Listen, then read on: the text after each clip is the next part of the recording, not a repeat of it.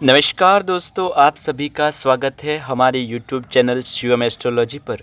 दोस्तों, आज हम इस वीडियो में जानने वाले हैं देवउठनी एकादशी पर इस मंत्र का करें जाप, खत्म हो जाएंगे जीवन के सभी संकट। हिंदू धर्म में देवउठनी एकादशी का खास महत्व माना गया है। इस एकादशी से मांगलिक कार्यों की शुरुआत हो जाती है। इस दिन भगवान शालिग्राम और माता तुलसी का विवाह भी किया जाता है। इसके साथ देवउठनी एकादशी पर कुछ खास उपाय करना भी बहुत लाभदायक साबित होता है। इस वीडियो में आपको इसी के बारे में जानकारी देने वाले हैं। यदि आप हमारे चैनल शिवम एस्ट्रोलॉजी पर नए हैं तो चैनल को सब्सक्राइब करके बेल आइकन ज़रूर दबाएं और हाँ, वीडियो को अभी से एक लाइक कर दें। हिंदू धर्म में कार्तिक माह को पवित्र माना गया है। इस माह में कई बड़े त्यौहार करवा चौथ, धनतेरस, दिवाली, गोवर्धन पूजा, भाई दूज, छठ पूजा और देवउठनी एकादशी जैसे कई बड़े त्यौहार और व्रत आते हैं। इन्हीं में से शामिल है कार्तिक माह के शुक्ल पक्ष की एकादशी तिथि, जिसका खास महत्व होता है। इस एकादशी को देवउठनी एकादशी कहा जाता है, जो दिवाली के 10 दिन बाद आती है। इस साल देवउठनी एकादशी 23 नवंबर को पड़ रही है। भगवान शालिग्राम और माता तुलसी का भी किया जाता है विवाह। मान्यता है कि मांगलिक कार्यों के लिए यह दिन बेहद शुभ होता है, क्योंकि इस दिन भगवान विष्णु समेत सभी देव 4 महीने की योग निद्रा से उठते हैं। इस 4 माह के दौरान कोई भी मांगलिक कार्य नहीं किया जाता। 4 महीने के अंतराल के बाद देवउठनी एकादशी से मांगलिक कार्यों की शुरुआत होती है। इस दिन ज़्यादातर उन लोगों का विवाह करवाया जाता है जिनकी शादी के लिए शुभ मुहूर्त या कोई योग न बन रहा हो। देवउठनी एकादशी पर भगवान शालिग्राम और माँ तुलसी का विवाह अवश्य कराएं, यदि आपकी पहुंच में है तो। देवउठनी एकादशी पर करें इस एक मंत्र का जाप, भगवान विष्णु सहित माता लक्ष्मी हो जाएंगे आप पर कृपावान। बता दें कि देवउठनी एकादशी पर सूर्योदय से पहले घर की साफ सफाई कर ले और नहाने के पानी में 1 चुटकी हल्दी मिलाकर उस पानी से स्नान कर ले। इसके बाद पीले रंग के वस्त्र धारण कर भगवान विष्णु और माता लक्ष्मी की पूजा करें। पूजा के दौरान ओम नमो भगवते वासुदेवाय नमः मंत्र का जाप करें।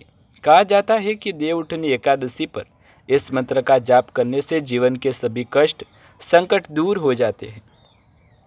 देवउठनी एकादशी के दिन शाम के समय तुलसी माता के समक्ष घी का दीपक जलाएं और तुलसी के चारों ओर 11 बार परिक्रमा करें। ऐसा करने से घर में सुख समृद्धि आती है। इस दिन पीली वस्तुओं का दान करना भी श्रेष्ठ रहेगा। कहा जाता है कि देवउठनी एकादशी पर पीले रंग की वस्तुओं का दान करने से जीवन में आ रही परेशानियां समाप्त हो जाती है। जिन जातकों के विवाह में परेशानियां आ रही है, उन्हें एकादशी के दिन भगवान विष्णु को पीला चंदन और पीले रंग के फूल अर्पित करने चाहिए। कहा जाता है कि इन दिन भगवान विष्णु को केसर का दूध अर्पित करने से आपके मन में मनचाही इच्छा हो वो प्राप्त हो जाती है। देवउठनी एकादशी पर क्या कर भगवान विष्णु को करे खुश। सनातन धर्म में कई तिथियों की बहुत मान्यता है। एकादशी तिथि उनमें से एक है, लेकिन आप इस दिन कौन से कार्य कर सकते हैं जिससे भगवान विष्णु को आप खुश कर पाए, भगवान विष्णु की कृपा प्राप्त कर सके। तो आइए जानते हैं। देवउठनी एकादशी पर करें ये काम। देवउठनी एकादशी के दिन ब्रह्म मुहूर्त में उठना चाहिए, फिर स्नान कर व्रत का संकल्प लेना चाहिए। संकल्प लेकर केसर और दूध के साथ भगवान विष्णु का अभिषेक करें, फिर उनकी आरती करें। एकादशी वाले दिन सफ़ेद मिठाई से भगवान विष्णु का भोग लगाएं। भगवान विष्णु खुश होकर आशीर्वाद देंगे। देवउठनी एकादशी पर निर्जला व्रत रखने से ज़्यादा लाभ मिलता है। देवउठनी एकादशी पर भगवान विष्णु की पूजा करते समय उनके मंत्र और स्तोत्र का जाप अवश्य करें। देवउठनी एकादशी पर पूरे दिन भक्तिमय माहौल रखना चाहिए। इसके लिए घर में भजन कीर्तन करते रहना चाहिए, जो बहुत शुभ रहेगा। हाँ दोस्तों, एकादशी वाले दिन आपको किसी के साथ झगड़ा नहीं करना चाहिए, किसी के बारे में बुरा नहीं सोचना चाहिए।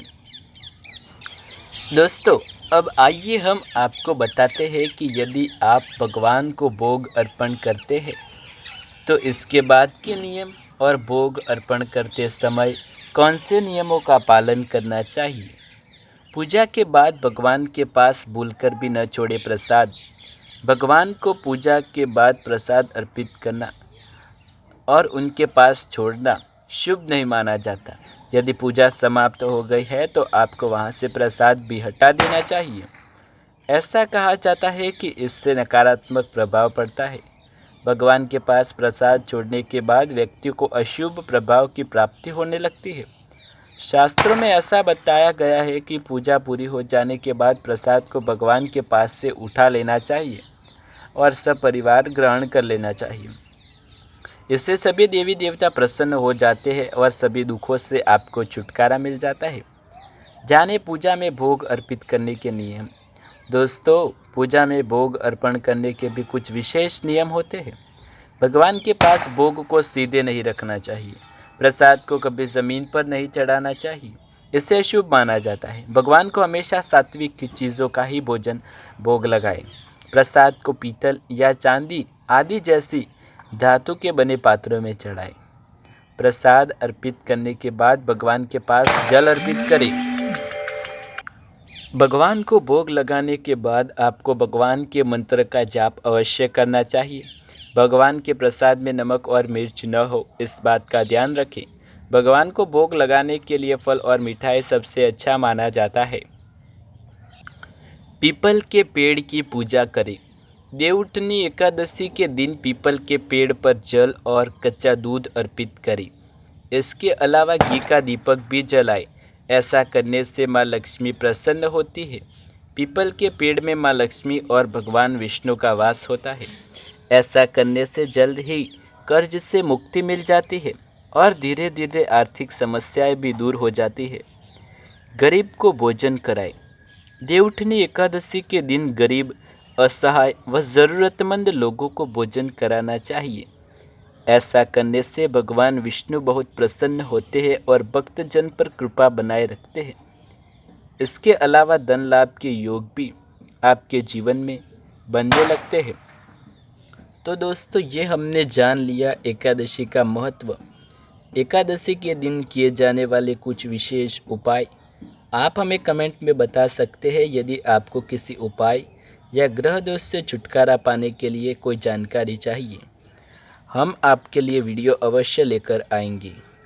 वीडियो में अंत तक बने रहने के लिए आप सभी का धन्यवाद और कमेंट बॉक्स में जय श्री माँ लक्ष्मी अवश्य लिखिए।